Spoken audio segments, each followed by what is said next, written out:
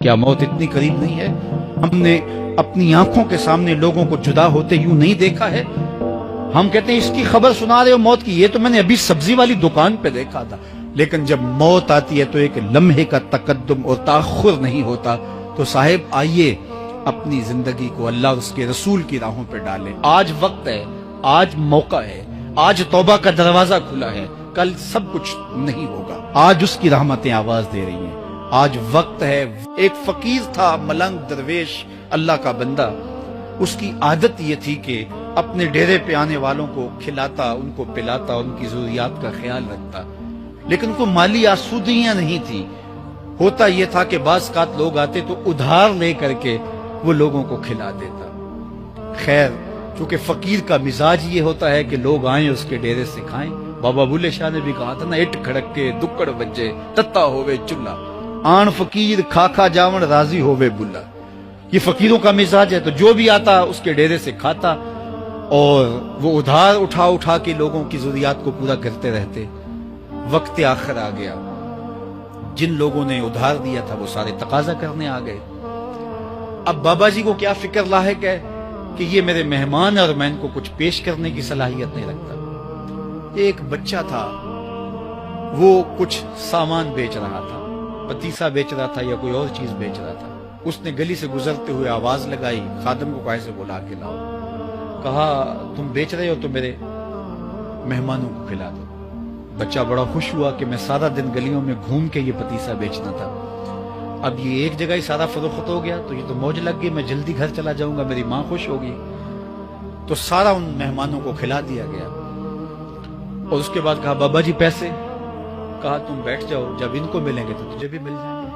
وہ بیٹھ گیا، 2 4 10 منٹ بیٹھا تو بچہ تھا، پھر کھڑا ہو گیا، بابا جی پیسے؟ کہا جب ان کو ملیں گے تو تجھے بھی مل جائیں گے۔ پھر آدھا گھنٹہ گزرا تو پھر اس نے کہا بابا جی پیسے؟ میری ماں میرا انتظار کر رہی ہے، ہمارے گھر کا چولہا اسی سے جلتا ہے، میں یہ پیسے لے کر جاؤں گا اور میری ماں کوئی ہنڈیا خریدے گی اور ہم شام کا گھر کا کوئی سلسلہ کریں گے۔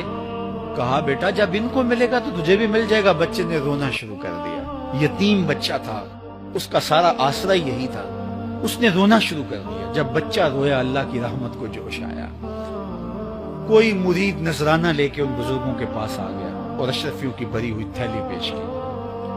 وہ اتنے پیسے تھے کہ اس بچے کو بھی دیے، جتنے لوگ آئے تھے سب کا قرض چکایا۔ کہا جاؤ گھروں کو۔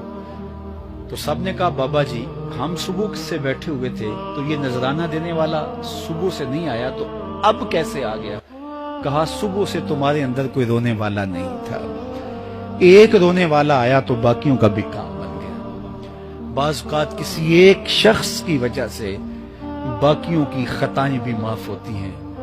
آج ہم اجتماعی طور پہ تا حد نظر اندر باہر اوپر نیچے اتنے لوگوں کے ہجوم میں اللہ کی بارگاہ سے یہ توقع رکھتے ہیں کہ مالک اتنے ہجوم میں کوئی ایک تو ہوگا جو تیرا لاڈلا ہوگا، کوئی ایک تو ہوگا جو تیرا بہت قریبی ہوگا، کوئی ایک تو ہوگا جس پہ تیری رحمتیں برسیں گی۔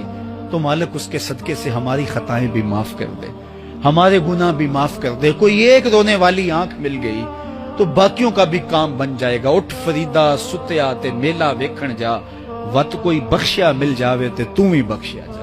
میرے مالک ہم سب کی خطائیں معاف کر دے، ہم سب سے درگزر فرما اور ہم سب کے باطن کو ستھرائیاں دے دے، ہمارے اندر کو پاکیزگیاں دے دے۔ بہت وقت میں نے اور آپ نے صاحب گزار لیا، تیزی کے ساتھ زندگی بیت رہی ہے۔ میں اگر اپنے آپ کو دیکھوں تو میری زندگی کتنی بہاریں کاٹ چکی ہے۔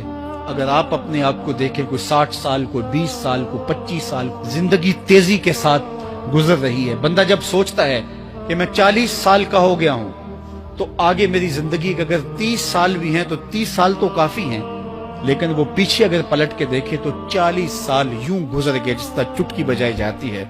جب چٹکی بجانے کے وقت میں 40 سال گزر گئے محسوس ہوتے ہیں، تو جو باقی 30 سال اگر ہوئے بھی وہ تو گمان ہے میرا، وہ تو گمان ہے آپ کا، ہمیں تو ایک سانس کا بھی نہیں پتا۔ پوچھا گیا زندگی اور موت کے بارے میں کیا خیال ہے؟ کہا فجر پڑی ہے، پتہ نہیں ظہر پڑھ سکیں گے یا کہ نہیں۔